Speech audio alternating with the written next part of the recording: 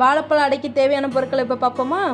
நேந்திரம்பழம் 1, அரை கப் ரவை, அரிசி மாவு, நெய், வெல்லம், துருவன தேங்காய், ஏலக்காய், கிறிஸ்மஸ் பழம், முந்திரி.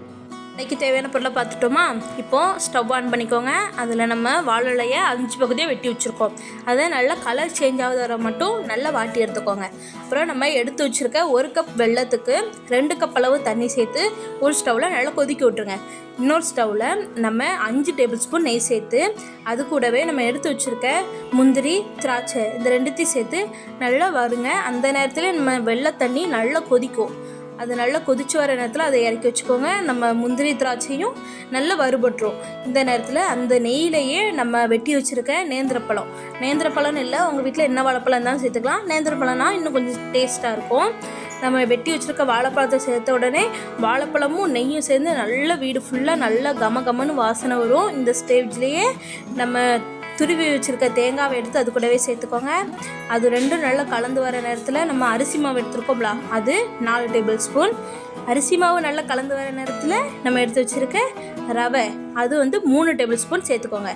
ரவை சேர்த்த உடனே நல்லா எல்லாம் சேர்ந்து கட்டியாக வர ஆரம்பிக்கும். இந்த நேரத்தில் அது கூடவே 2 டேபிள் ஸ்பூன் நெய்யும் சேர்த்துக்கோங்க. நெய் சேர்த்து வரவும் நல்லா பேனில் ஒட்டாத அளவுக்கு வரும். அந்த நேரத்தில் ஒரு பிஞ்ச் அளவு மட்டும் உப்பு சேர்த்து நம்ம எடுத்து வச்சுருக்க ஏலக்காவை மெல்டாப்பில் தூவிக்கோங்க.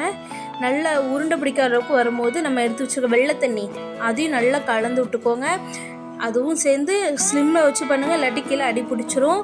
இது நல்லா கலந்து ஒரு ஒன்போல் எல்லாம் சேர்ந்து வர நேரத்தில் நம்ம எடுத்து வச்சுருக்க முந்திரி, திராட்சை இந்த நேரத்தில் தூவி விட்டுக்கோங்க. இந்த வீடியோவில் காட்டுற மாதிரி நல்லா பேனில் ஒட்டாமல் ஒரு நம்ம கிளறி விட்டோம்னா இந்த முந்திரி திராட்சை சேர்த்த உடனே அவ்வளோதான், நமக்கு தேவையான ஸ்டஃபிங் ரெடி ஆகிட்டு இதை இறக்கி ஒரு ஓரமாக வச்சுக்கலாம். அப்புறம் நம்ம எடுத்து வச்சுருக்க வாழையில ஒரு சொட்டு நெய் விட்டுக்கோங்க. அதில் நம்ம எடுத்து வச்சுருக்க ஸ்டஃபிங்கையும் சேர்த்து நல்லா ஃபோல்டு பண்ணும்போது கிளியாமல் வரும். ஏன் சொல்லுங்கள், ஏன்னா நம்ம முதலே வாழையிலையே தீயில வாட்டியிருக்கோம், அதனால் அது நல்லா கிளியாமல் வரும். அந்த ஃபோல்டு பண்ண எல்லாத்தையுமே ஒரு இட்லி குண்டால் வச்சு கீழே ஒரு துண்டளவு புளி சேர்த்துக்கோங்க. ஏன்னா நம்ம தண்ணி வச்சு கொதிக்க வைக்கும் போது கீழே ஃபுல்லாக கருப்பாகும் இட்லி சட்டியில். இதே நீங்கள் ஒரு துண்டு அளவு புளி சேர்த்திங்கன்னா கருப்பாகாது.